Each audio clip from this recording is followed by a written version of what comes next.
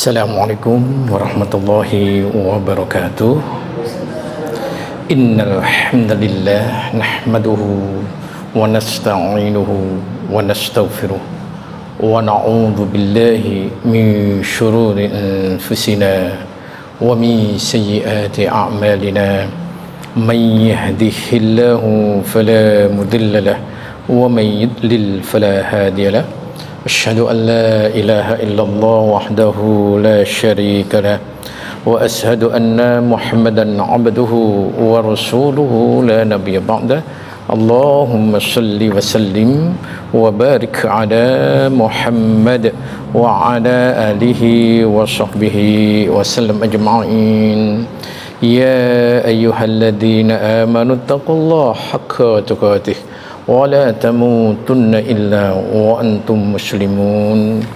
Ya ayyuhan nas taqu rabbakum alladhi khalaqakum min nafsin wahidah wa khalaqa minha zawjaha wa bassa minhuma rijalan katsiran wa nisaa. Wattaqullaha alladhi tasaaluna bihi wal arham innallaha kana 'alaikum raqiba. Ya ayyuhalladzina amanu taqullaha wa qulu qawlan sadida yuslih lakum a'malakum wa yaghfir lakum dhunubakum wa may yuti'illaha wa rasulahu faqad faza fawzan 'azima. Amma ba'd, fa inna asdaqal hadisi kitabullah wa khairul hadi hadi Muhammadin sallallahu alaihi wasallam wa syarrul umuri muhtasatuha fa inna kulla muhtasatin bid'ah wa kulla bid'atin dhalalah wa kulla dhalalatin finnar. Ma'asyiral muslimin wa iyyakum rahimahumullah. Alhamdulillah, kita bersyukur kepadanya di hari Jumat nan Allah turunkan rahmatnya hujan ini. Semoga nikmat-nikmat Allah itu jadi berkah bagi kita semuanya, insya Allah. Kemudian kita pertemuan pada hari ini kelanjutan kitab Riyadhus Shalihin jilid 1, yaitu hadis ke-81. Hadis yang sangat penting untuk kita jadikan, dan inilah awal kesuksesan Rasulullah sallallahu alaihi wasallam mengemban amanah yang berupa risalah ilahi itu. Diawali hadis ini yang insyaallah nanti sangat banyak sekali faedah yang bisa insyaallah kita amalkan atau kita terima terlebih dahulu. Oleh karena itu, yang mana? Ini. Oh, ayo coba dulu. Tes, iya.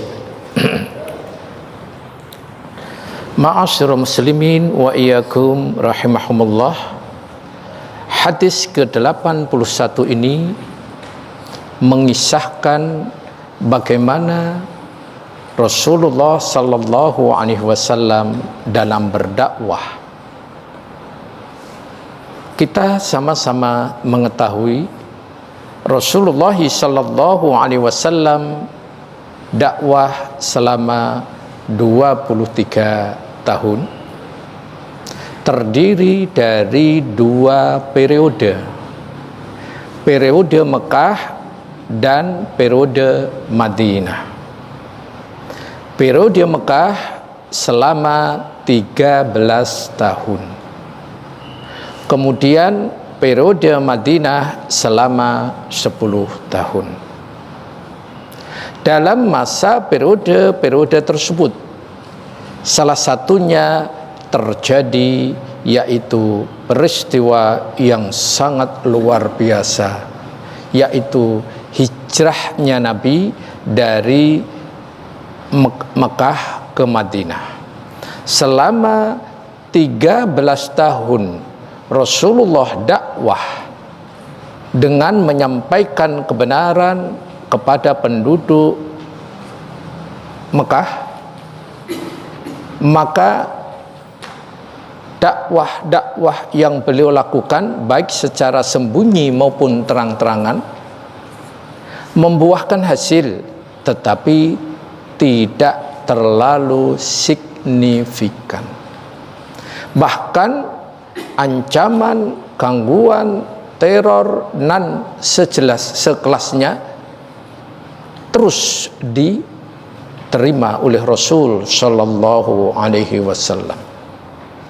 Oleh karena itu, Allah Tabaraka wa Ta'ala zat yang maha alim, yang maha mengetahui mana yang membuat agamanya nanti bercahaya, maka Rasul meskipun mencintai Mekah, namun karena diperintah oleh Allah berhijrah, maka Rasulullah Sallallahu Alaihi Wasallam berhijrah. Bagaimana dalam perjalanan hijrah ini nanti, inilah yang terekam salah satunya di hadis yang ke-81 ini. Setelah Rasulullah Sallallahu Alaihi Wasallam diperintahkan oleh Allah berhijrah, maka disampaikan kepada Abu Bakar, maka Abu Bakar bersiap-siap untuk segala keperluan yang bisa dibawa. Dalam hal ini, maka kekasih tercintanya, yakni Rasulullah, akan meninggalkan Mekah. Maka sebagai sahabat yang sejati, Abu Bakar menemaninya, meskipun risikonya sangat besar. Kalau tidak hati-hati, nyawa sebagai taruhannya. Oleh karena itu, mari kita perhatikan, inilah rute dari perjalanan Rasulullah Sallallahu Alaihi Wasallam dalam rangka berhijrah. Ada gambar bisa dilihat, ya. Gambarnya, lihat, ini ada dua garis. Yang satu garis terputus-putus, yang gambarnya yang sudah diterima. Yang satu garisnya tidak terputus-putus. Garis yang terputus-putus itu adalah jalan atau rute yang ditempuh Rasul. Sedangkan yang terputus-putus di sini adalah yang lurus, yang tidak terputus itu jalan utama. Perhatikan, Rasulullah Sallallahu Alaihi Wasallam strateginya begitu dahsyat dan luar biasa, yaitu tidak mengikuti jalan-jalan utama, selalu zigzag. Misalkan ini jalan utamanya, Rasul selalu zigzag. Dengan harapan apa? Agar tidak susul atau ditemukan oleh kaum Quraisy. Bahkan ketika kaum Quraisy mengetahui Rasulullah itu hijrah, maka ada sayembara pengumuman, kalau bahasa kita DPO, pencarian orang. Bahkan nggak main-main hadiahnya, sampai ratusan unta. Siapa yang menemukan Muhammad, baik masih hidup atau sudah meninggal, maka akan diberikan hadiah yang luar biasa. Dan akhirnya pemuda-pemuda yang luar biasa, diantaranya adalah Suraqah, menyanggupi, ia terus mencari jejak Rasulullah, dan pasukan-pasukan banyak sekali. Inilah peristiwa yang super dahsyat. Apa yang terjadi? Rasulullah Sallallahu Alaihi Wasallam dalam rutenya itu, salah satu pos yang beliau singgahi, sebetulnya pos ini bukan pos kenyamanan, tapi untuk mengatur strategi, yang disebut dengan Jabal Thur, ya, yang disebut dengan Jabal Thur. Seperti apa kondisi Jabal Sur itu? Yang di sini tadi disebutkan Al-Ghar, itu gua.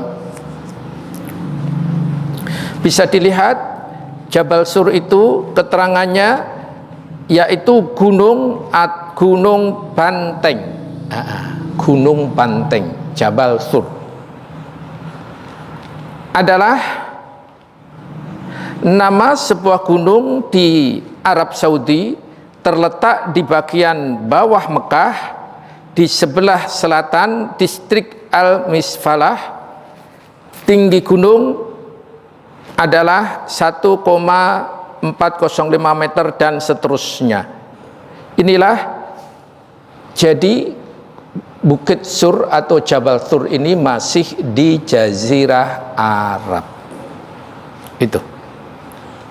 Lebih jelasnya ini diperbesar, tadi dari kecil diperbesar. Iya. Bisa di-share lagi bagi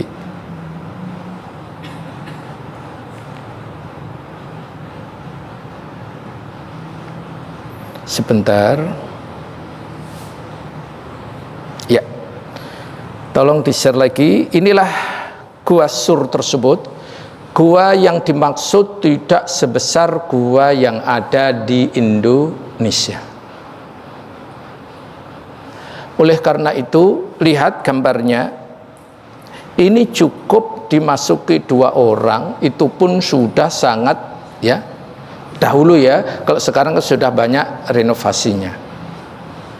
Maka ketika itulah peristiwa yang disebutkan di dalam hadis ini tadi. Ketika Rasulullah dan Abu Bakar sembunyi di Gua Thur atau Jabal Thur, orang-orang Quraisy itu sudah berdatangan karena posisinya agak di bawah. Jadi orang-orang kafir Quraisy itu sudah di atas persembunyian Nabi itu. Sehingga apa yang terjadi saat itulah Abu Bakar bertanya kepada Rasul dengan redaksi hadis yang kita sama-sama sampaikan. Nadhartu ila aqdamil musyrikin. Ketika kami ya, seandainya mereka, wahai Rasulullah, seandainya salah seorang di antara mereka melihat ke bawah kedua kakinya, niscaya dia akan melihat kita. Itu. Jadi Abu Bakar menyampaikan, ya Rasulullah, kalau dia sampai menengok ke bawah saja, dia akan menemukan kaki kita, karena dia sudah itu, karena gak bisa masuk secara sempurna. Itu. Apa yang terjadi? Maka inilah kepawaian Rasulullah dalam menenangkan umatnya. Maka kata Rasulullah sallallahu alaihi wasallam, wahai Abu Bakar, apa yang kamu perkirakan 2 orang, sedangkan Allah yang ketiga. Ma dhannuka ya Abu Bakar bitsnainillahi thalithuhuma. Wahai Abu Bakar, jangan khawatir, kita memang berdua, tetapi Allah lah yang ketiga. Maka hati Abu Bakar sungguh sangat tenang. Kalau sudah di bawah naungan Allah, bagaimana? Sudah tidak ada masalah lagi. Maka saat itulah Abu Bakar sudah sangat tenang sekali, yakin mereka tidak akan bisa menangkapnya. Itulah kepawaian Rasulullah sallallahu alaihi wasallam. Maka di materi ini nanti, meskipun kandungan hadisnya ini banyak, saya akan mengecilkan biar lebih mudah. Ada 3 poin, yakni hijrahnya Rasul sendiri, kemudian Abu Bakar As-Siddiq, serta penjagaan Allah dari hamba-hambanya ya kepada hamba-hambanya dari orang-orang yang memusuhinya. Baik, gambar telah kami sampaikan. Yang pertama, perjalanan Rasulullah dan istirahat di Gua Hira. Kemudian ma'asyarul muslimin wa iyyakum rahimahumullah, apa sih ini yang pertama mengenai hijrahnya Nabi? Kenapa sih Rasulullah hijrah? Padahal Rasulullah Sallallahu Alaihi Wasallam sangat mencintai sekali yang namanya kota kelahirannya, Mekah Al-Mukarramah. Inilah beberapa faktor yang membuat Rasulullah hijrah dari Mekah ke Madinah. Yang pertama, karena adanya siksaan dan tekanan dari kaum kafir Quraisy. Begitu Rasulullah Sallallahu Alaihi Wasallam melakukan dakwah secara terbuka, berbagai ancaman mulai diarahkan kepada beliau dan orang-orang yang beriman bersamanya. Oleh sebab itulah Rasulullah Sallallahu Alaihi Wasallam senantiasa berpikir untuk mencari perlindungan di luar Mekah, sehingga terjadilah hijrah kaum muslimin. Yang pertama ke Habsah, Ethiopia. Yang kedua ke Taif. Taif itu masih wilayah Mekah. Baru yang ketiga ke Madinah. Jadi dulu ke Habsah dulu, kemudian ke Taif, baru yang ketiga ke Madinah. Dua tidak berhasil, maka ke Madinah inilah insya Allah nanti yang berhasil. Yang kedua, ada kekuatan yang akan membantu dan melindungi dakwah, sehingga memungkinkan Rasulullah Sallallahu Alaihi Wasallam berdakwah dengan leluasa. Hal ini sebagaimana tertuang dalam isi baiat Aqobah kedua, yakni kaum Ansor berjanji akan melindungi Rasulullah Sallallahu Alaihi Wasallam sebagaimana melindungi anak dan istri mereka. Jadi perjanjian Aqobah ini ada dua, Aqobah pertama dan Aqobah kedua, yakni saat penduduk Yasrib, Madinah sekarang itu haji. Jadi sebelum ia memeluk Islam pun haji tetap berjalan ya jemaah ya. Maka ia membaiat Rasul, inilah baiat Aqobah pertama. Kemudian baiat Aqobah tahun berikutnya kedua. Nah, saat ini umat Islam dari penduduk Madinah ini sudah mulai banyak, dan ia berjanji akan melindungi Rasul ketika mau berdakwah di Madinah, seperti ia melindungi anak dan istrinya. Ini, maka Rasul yakin sekali hijrahnya ke Madinah akan menuaikan sebuah keberhasilan. Dan ternyata luar biasa, penduduk Madinah yang dulunya namanya Yasrib itu betul-betul menepati janjinya. Jamaah bisa lihat, bagi yang sudah ke sana, penduduk Madinah dengan penduduk Mekah bagaimana sikapnya, beda sekali. Sampai hari ini pun bisa kita rasakan nuansa itu masih sangat jelas. Itu penduduk Madinah itu sangat ramah-ramah. Bukan Mekah enggak ramah-ramah, bukan, tapi tabiat itu masih nempel sampai hari ini, gitu.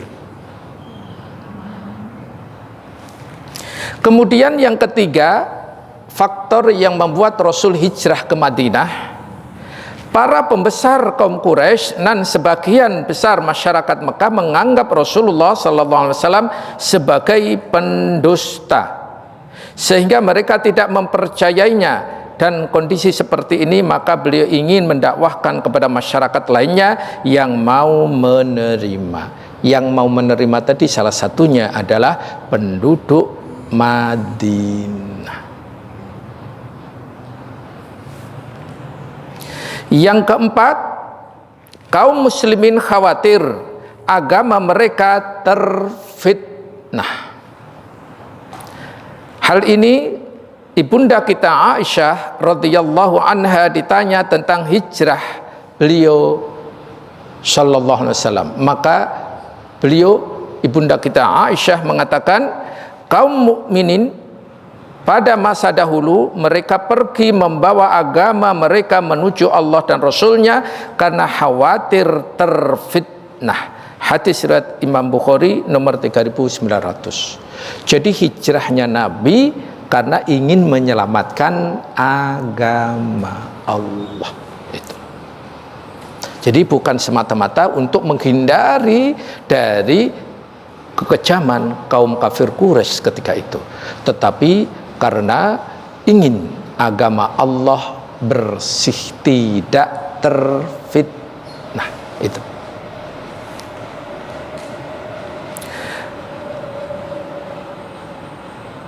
Kemudian yang lainnya, bahwa penduduk Madinah jauh lebih menerima dakwah Nabi, bahkan mereka jauh lebih welcome, jauh lebih menerima, jauh lebih siap dibandingkan dengan waktu itu seluruh wilayah. Maka Rasul memilih hijrah ke Madinah. Itulah poin pertama tentang faktor-faktor yang menyebabkan Rasul Shallallahu Alaihi Wasallam memilih Yasrib sebagai tempat hijrah ketiganya. Dan dari hijrahnya Nabi di sana ternyata disambut dengan luar biasa. Masya Allah, akhirnya Yasrib Rasul berikan nama Madinah. Madinah itu artinya kota. Kemudian karena disitulah cahaya Islam bercahaya ke seluruh penjuru dunia, maka dinamai Al-Munawwarah, bercahaya, kota yang memberikan cahaya, kota yang bercahaya memberikan cahaya ke seluruh dunia dengan terdakwahkannya Islam ke seluruh penjuru dunia, diawali dengan hijrahnya Nabi Sallallahu Alaihi Wasallam tersebut. Maka Rasulullah menetap di situ, keluarga besarnya menetap di situ, sahabat-sahabat mulianya juga menetap di situ, dan akhirnya ya nanti pertemuan-pertemuan yang lainnya nanti ada Fathul Mekah. Nanti aja. Ini sekarang hijrahnya dulu. Baik. Kemudian poin kedua adalah orang yang selalu menemani siapa? Rasulullah dalam suka dan duka. Siapakah ia? Abu Bakar As-Siddiq radhiyallahu an. Maka Abu Bakar itu mempunyai kelebihan yang sangat mulia bila dibandingkan dengan sahabat-sahabat yang lain. Oleh karena itu pada hari ini saya akan menyampaikan inilah sosok Abu Bakar As-Siddiq yang menemani Rasulullah di seluruh kehidupannya, baik suka maupun duka. Suka dan dukanya, lebih banyak sukanya atau lebih banyak dukanya?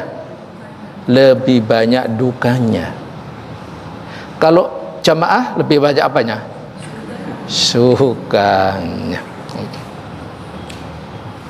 Baik, mari kita lihat, biar jamaah punya data-data yang lengkap, akan kami share episode berepisode. Artinya biar tahu siapa Abu Bakar As-Siddiq, orang yang selalu menemani Rasul Sallallahu Alaihi Wasallam tersebut. Namun karena ini panjang, biar tidak menjemukan, maka saya bikin poin per poin. Silahkan Bu Dokter dan yang lainnya ikhwan akan menyampaikan. Abu Bakar As-Siddiq radhiyallahu an Pertama, nama beliau. Nama beliau adalah Abdullah, tadi juga disebutkan di sini,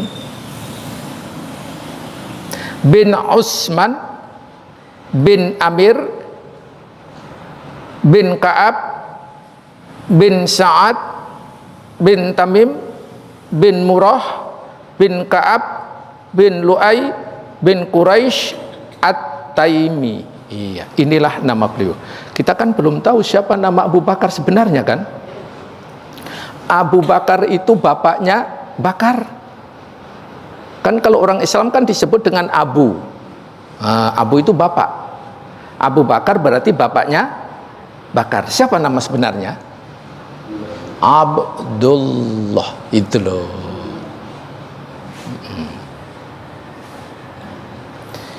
Yang kedua, kunyah. Kunyah itu nama panggilannya yang sangat terkenal adalah Abu Bakar.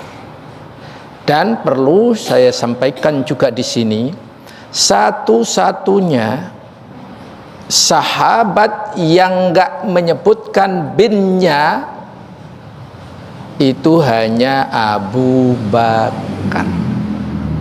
Umar bin Khattab, Utsman bin Affan, Ali bin Abi Thalib, dan seterusnya. Abu Bakar bin,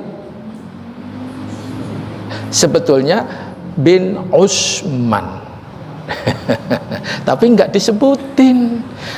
Yang dipilih oleh Abu Bakar apa? As-Siddiq. As-Siddiq itu gelar dari siapa? Dari Rasulullah. Saking cintanya kepada Rasulullah, nasab beliau pun dikalahkan, lebih memilih gelar atau panggilan yang diberikan oleh Rasulullah sallallahu alaihi wasallam. Kalau begitu Abu Bakar cintanya kepada Rasulullah itu bagaimana? Enggak perlu disangsikan kembali.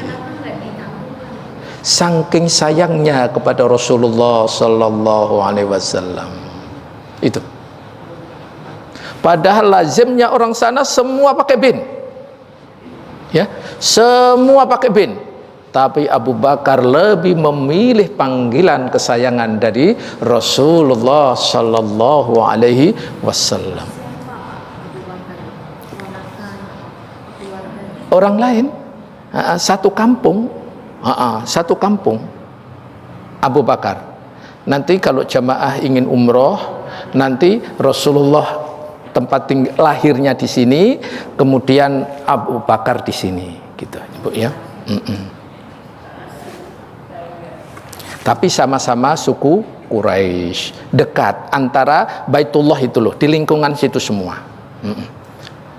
Namun dulu kan Baitullah tidak segede sekarang.